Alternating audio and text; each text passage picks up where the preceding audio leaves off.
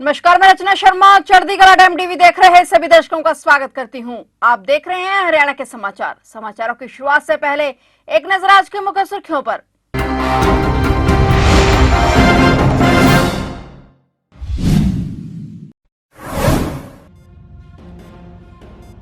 हरियाणा में नशा तस्करों पर एनआईए की रेड, कई इलाकों में हुई छापेमारी से मचा हड़कंप। एनआईए ने आज सुबह 5 बजे से रेड की शुरू।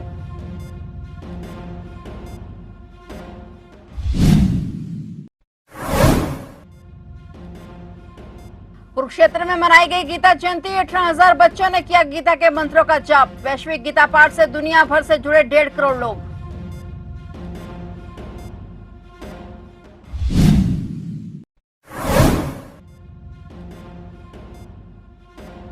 आज किसान मना रहे अरदास दिवस। आमरण अनशन पर बैठे डल्लेवाल के लिए धार्मिक स्थलों में अरदास। डल्लेवाल के आमरण अनशन का आज 16वां दिन।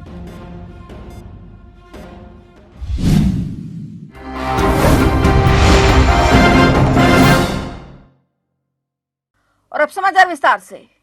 हरियाणा में नशा तस्करों पर एनआईए ने छापेमारी की है। एनआईए ने आज सुबह 5 बजे से लेकर करीब सुबह 10 बजे तक रेड की। यह रेड हरियाणा के पंजाब के साथ लगते डबवाली के इलाकों में छापेमारी की गई है। मिली जानकारी के मुताबिक ये रेड गैंगस्टर और आतंकियों के कनेक्शन को लेकर की गई है। मानसा में एनआईए की ओर से शहर में विशाल सिंह, जो कि पटियाला जेल में बंद है, और पूर्व खिलाड़ी मेशी बॉक्सर के लिंक आतंकी अर्शला और नशा तस्करों से होने का शक है। बठिंडा में एनआईए ने संदीप सिंह ढिल्लो निवासी गांव कोठागुरु, बॉबी निवासी मोड़ मंडी और एक अन्य के घर पर छापेमारी की। मलौट रोड बाईपास पर अमनदीप नाम के एक व्यक्ति के घर पर भी ये रेड की गई थी। अमनदीप नाभा जेल में बंद है। विशाल बारे पुछदे सी मुंडे बारे भी कित्थे आ, भी की गलबात आ। वो तलाशी लैना सी, कहंदे थोड़ी वेरिफिकेशन करनी, मैं कर लो। मैं सारा कुछ देखा करा कर, दोने कमरे फरोल ले, कुछ मिले नहीं। विशाल जिथे कुछ की मंगदे किसी भी की गूगल करे की भालदे ਉਹ ਕੁਝ ਭਾਲਦੇ, ਕਹਿੰਦੇ ਕੁਝ ਵੀ ਮਿਲ ਸਕਦਾ ਸਾਨੂੰ, ਕਹਿੰਦੇ ਕੋਈ ਜਾਂ ਕੋਈ ਇਹਦਾ ਬਾਹਰ ਦਾ ਪ੍ਰੂਫ ਮਿਲ ਜੇ ਵੀ ਬਾਹਰ ਦਾ ਬਣਵਾਇਆ ਹੋਵੇ ਨੇ ਬਾਹਰ ਜਾਣ ਵਾਸਤੇ। ਇਹ ਜੇਲ੍ਹ ਚ ਹੀ ਪਟਿਆਲੇ। ਅੱਛਾ, ਕੀ ਪੁੱਛਦੇ ਸੀ ਵਿਸ਼ਾਲ ਬਾਰੇ, ਹੋਰ ਕੀ ਪੁੱਛਦੇ ਸੀ? ਹੋਰ ਉਹਨਾਂ ਨੇ ਪੁੱਛਿਆ ਵੀ ਅਸੀਂ ਬਾਹਰੋਂ ਆਏ ਆਂਗੇ, ਵੀ ਸਾਨੂੰ ਜਿਹੜੀ ਚੀਜ਼ ਦੀ ਜ਼ਰੂਰਤ ਆ, ਮੈਂ ਕੀ ਜ਼ਰੂਰਤ ਆ ਜੀ, ਕੋਈ ਵੀ ਹੋ ਸਕਦੀ ਹੈ, ਕਹਿੰਦੇ ਅਸੀਂ ਤਲਾਸ਼ੀ ਲੈਣੀ, ਮੈਂ ਲੈ ਲਓ। ਮਿਲਿਆ ਕੁਝ नहीं गई।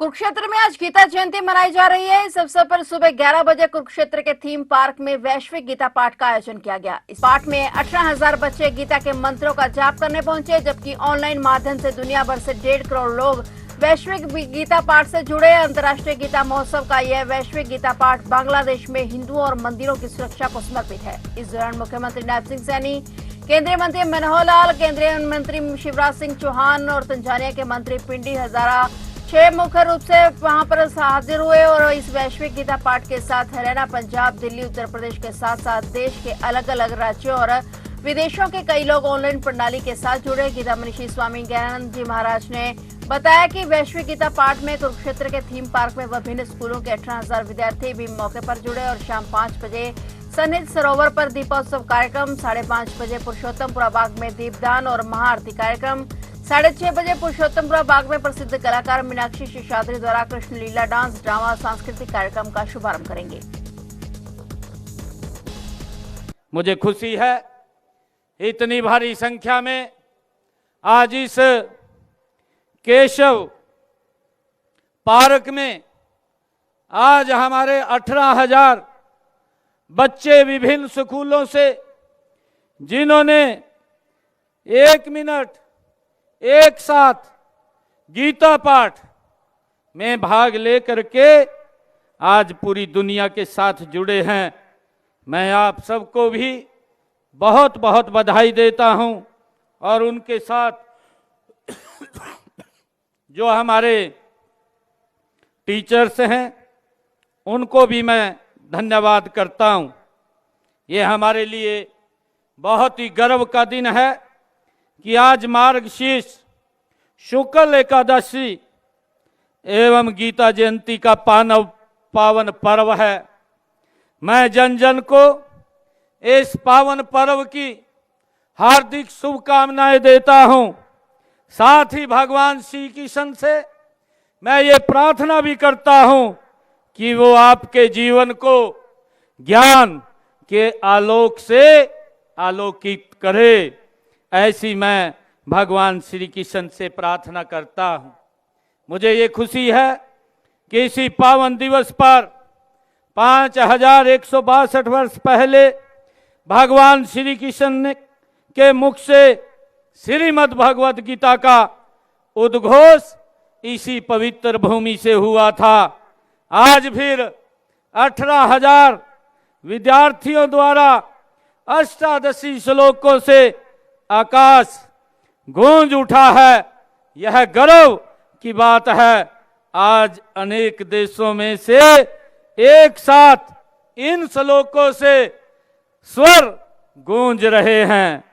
इस गीता पाठ के कि न केवल धार्मिक बल्कि वैज्ञानिक अर्थ भी हैं।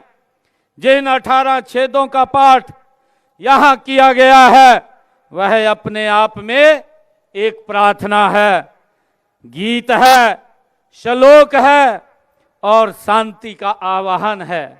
अपनी मांगों को लेकर किसान लगातार मुखर हैं और दिल्ली जाने के लिए लगातार प्रयास कर रहे हैं। वहीं अब 14 दिसंबर को एक बार फिर से शंभू बॉर्डर से आगे जाने का प्रयास करेंगे। अंबाला के शंभू बॉर्डर के अलावा किसान जींद के पास पंजाब के खनौरी बॉर्डर पर भी धरना दे रहे हैं। यहाँ पर किसान नेता जगजीत सिंह डल्लेवाल का आमरण अनशन का आज 16वां दिन है। जगजीत डल्लेवाल की सेहत लगातार खराब हो रही है। ऐसे में किसान नेताओं ने हर धर्म के लोगों से मंदिर, गुरुद्वारा साहिब और मस्जिद में जगजीत सिंह डल्लेवाल की सेहत और किसानी आंदोलन की जीत को लेकर अरदास करने की अपील की है। उन्होंने कहा कि पीएम हरियाणा आए और किसानों के मुद्दे पर बात ही नहीं की। दोनों मोर्चों की मांग है कि किसानों मजदूरों को रिहा किया जाना चाहिए। किसान नेताओं ने देश भर के किसानों से विनती की है कि किसान मोर्चों की मजबूती, जगजीत सिंह डल्लेवाल जी की अच्छी सेहत और घायल किसानों के अच्छे स्वास्थ्य के लिए सभी धार्मिक स्थलों में प्रार्थना अरदास करें। किसान नेताओं ने सभी देशवासियों से भी अपील की है कि जगजीत सिंह डल्लेवाल के आमरण अनशन के समर्थन में 12 दिसंबर को सभी देशवासी शाम का भोजन न बनाएं।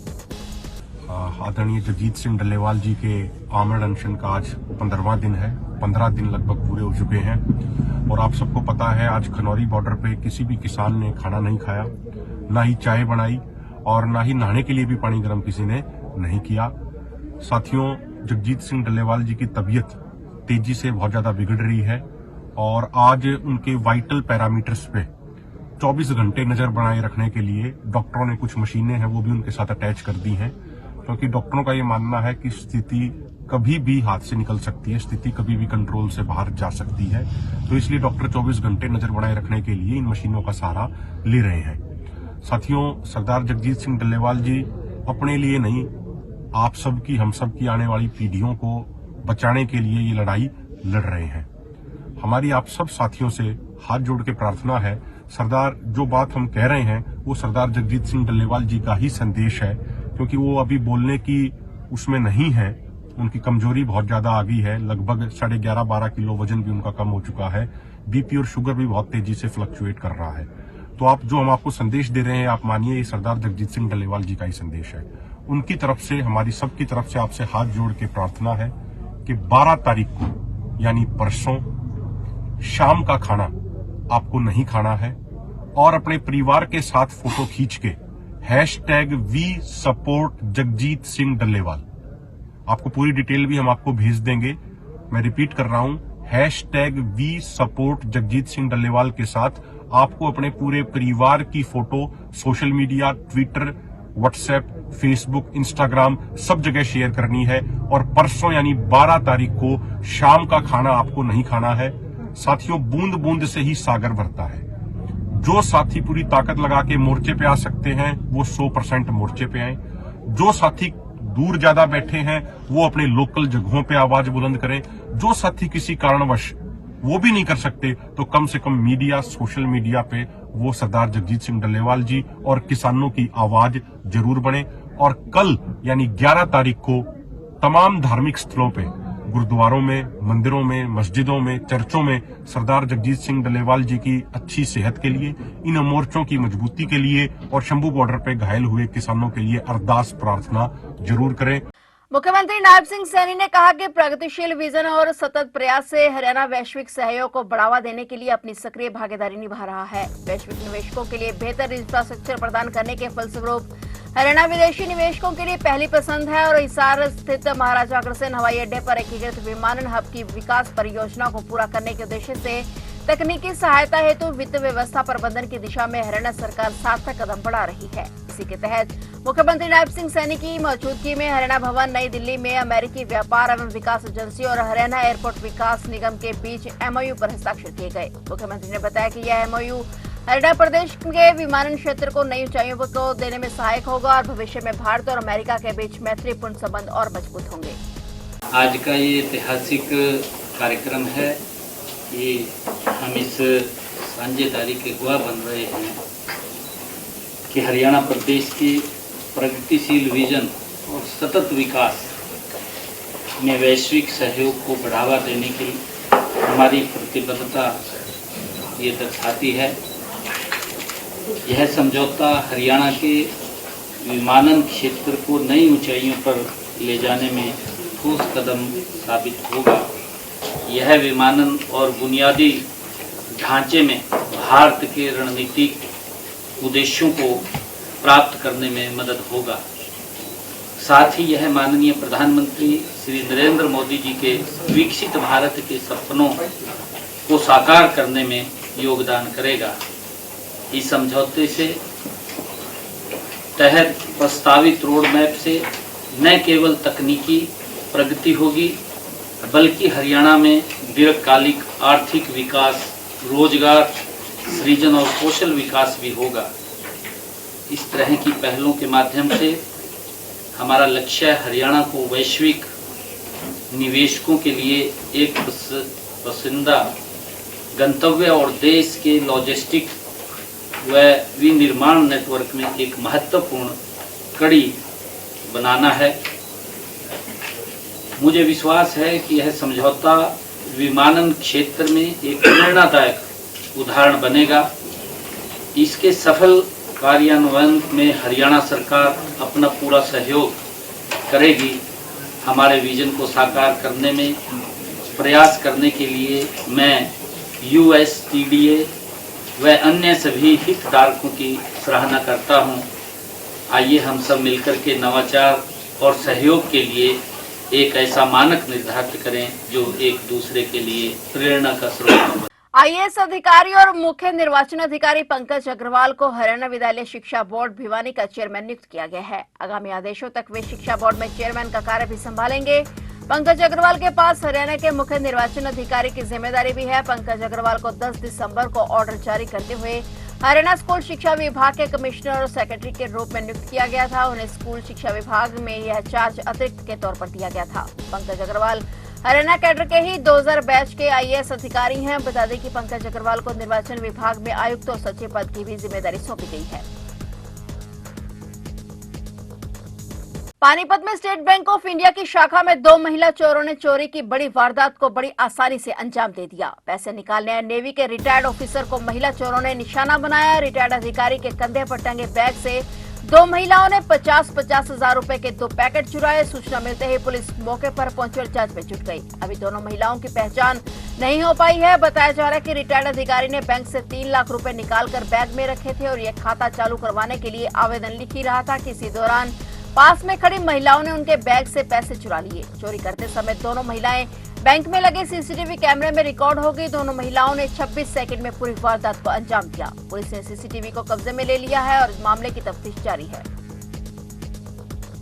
हरियाणा सिख गुरुद्वारा प्रबंधक कमेटी के चुनाव नए साल 2025 के जनवरी महीने में होंगे। चुनाव के संबंध में अगले सप्ताह 18 दिसंबर को अधिसूचना प्रकाशित होगी। हरियाणा सिख गुरुद्वारा प्रबंधक कमेटी के चुनाव की तारीखों का ऐलान हुआ है। HSDMC के चुनाव 19 जनवरी 2025 को होंगे। चुनाव के संबंध में अगले हफ्ते 18 दिसंबर को अधिसूचना जारी की जाएगी और चुनाव की नजदीकियों को देखते हुए सिख समुदाय के नेताओं ने चुनावों की तैयारियां भी शुरू कर दी हैं। नेताओं ने अपने अपने समूहों के लिए उम्मीदवारों को चुनाव लड़ाने की तैयारी शुरू कर दी है। हाल ही में सिख समुदाय के नेताओं ने मुख्यमंत्री नायब सिंह सैनी और उस समय हरियाणा गुरुद्वारा चुनाव आयोग के अध्यक्ष न्यायमूर्ति HS भल्ला के साथ बैठक की और जल्द चुनाव कराने की मांग की थी।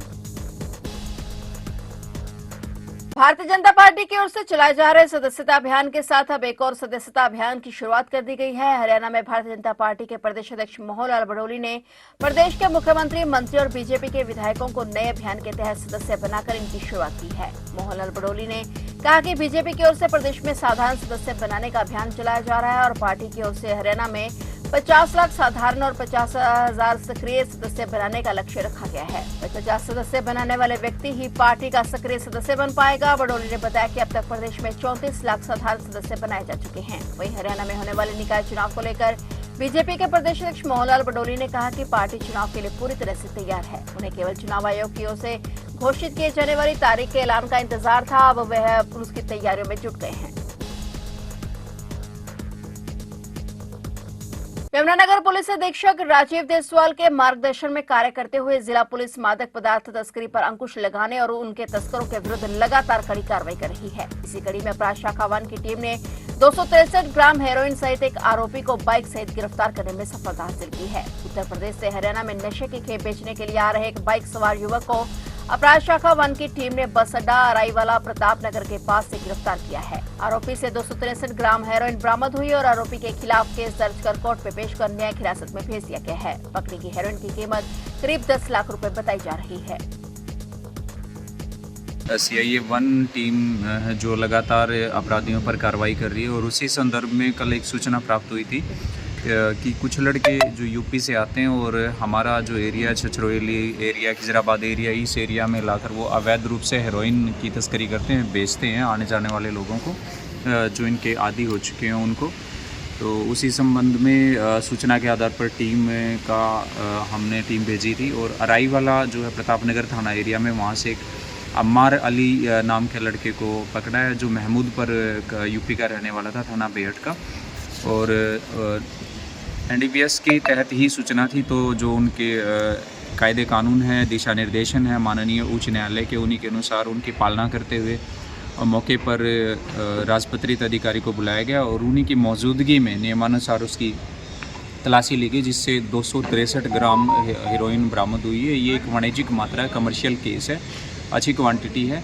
तो इससे जब पूछताछ की गई तो इसने अपना नाम पता यूपी का बताया और आगे जो इसमें अभी टीम कार्रवाई कर रही है इसको कोर्ट में पेश किया जाएगा, रिमांड लिया जाएगा ताकि इसमें जो मेन सोर्स है उस तक पहुंचा जा सके और इस बात का भी विशेष तौर पर अनुसंधान किया जा सके कि ये किस किस को सप्लाई देता था और कहाँ से सप्लाई आती है।